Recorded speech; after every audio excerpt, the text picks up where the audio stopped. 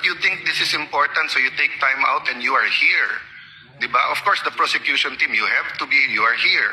We are here, despite of many, many other important things.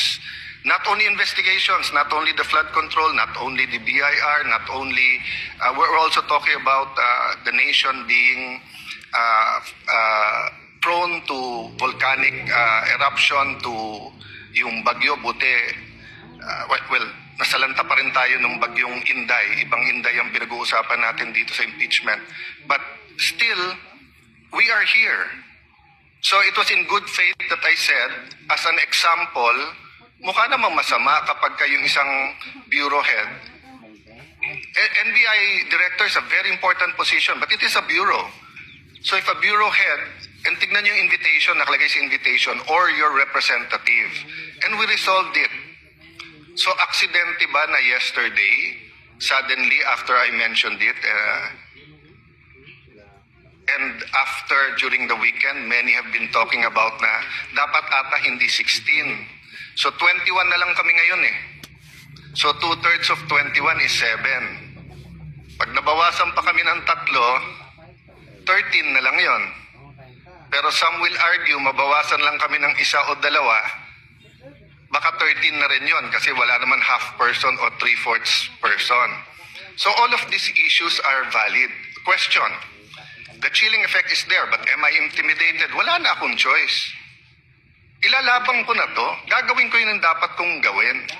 Bumaliktad man yung sitwasyon, si President Marcos ang ini-impeach and I felt a certain way, ilalabang ko rin. Chief Justice man ang i-impeach, ilalabang ko rin. But for the record, Mr. President, go ahead and investigate. First of all, that's been investigated many, many times. I'm not sure. I think the Office of the Ombudsman, ang nag-file pa ata, Chief of Staff mo eh. Senator Rob, I'm not sure but parang may kaso na nun. Senator Drilon quizzed us here. I was Speaker of the House but I chose to appear before the Senate to be able to answer all of those questions directly.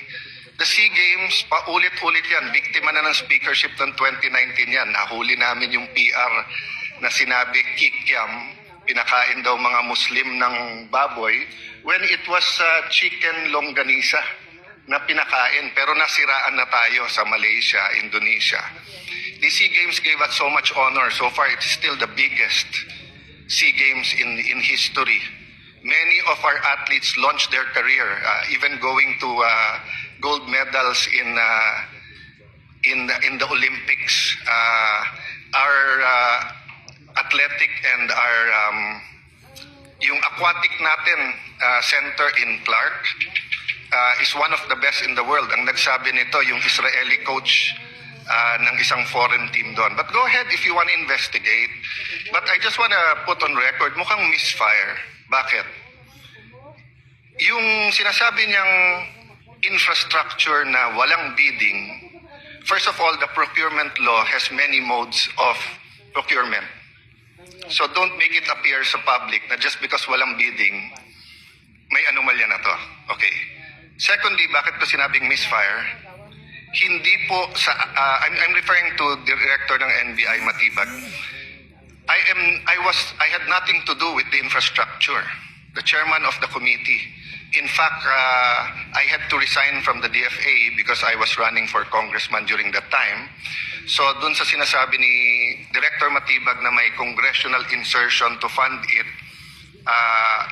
it's definitely not me because how could a non-member of the Senate or non-member of the House insert anything? Okay. Dun sa sinasabi niyang infrastructure, it was done by the BCDA. The chairman of the BCDA is one of the closest advisors of the president now. The president of the BCDA is one of the closest advisors and is a secretary now. And he said, medyo kaduda tong kumpanya na nanalo walang bidding. If I'm not mistaken, it's the same company who's making the City Hall of Pasig. Huh? So, I mean, if they want to investigate, go ahead. But by mentioning the organizing committee of the SEA Games, ako po chairman nun. At paninindigan ko po na napakaganda nung nangyari doon. At kung may anomalya, ako unang magagalit. So, go ahead. But my point, Mr. Chairman, honorable members of the court, sa prosecution, to be fair sa prosecution at marami akong kaibigan, I've never felt any intimidation from any of you. I mean, you've continued to be either friends or for those who are former friends but friends.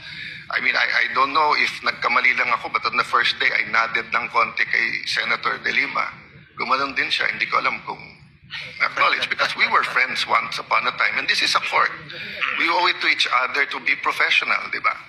So wag tayong pumayag na someone like Director Matibag would do that. My point, Mr. President, Mr. Presiding Officer, he could have not announced it and investigated. Iimbestigahan mo, tingin mo may mali, iimbestigahan mo. But it is unfair to me and unfair to the court that kung kailan siya patatawag siya sa Monday, intimidate mo ako, hindi kita tatanungin sa Monday dahil mag-a-announce ka na iimbestigahan mo. Tapos sasabihin mo may insertion, tapos sasabihin mo hindi liquidated po lahat yun. So, let me talk of unfairness. Hindi ba unfair? Kung ako, babalik na rin ko, sasabihin ko, inimbestigahan ko na rin kahapon eh. Ang sabi sa akin, mainit ang ulo ni Director Matibag kasi may contractor na daw yung binigay na lupa para sa NBI at gusto niya sarili niyang contractor. So would that be fair to him? No. It would be a marites accusation. So that's the same thing he announced yesterday. A marites accusation towards me that affects this court because I am now a senator judge. So I hope this is the time that I'm going to have to speak about this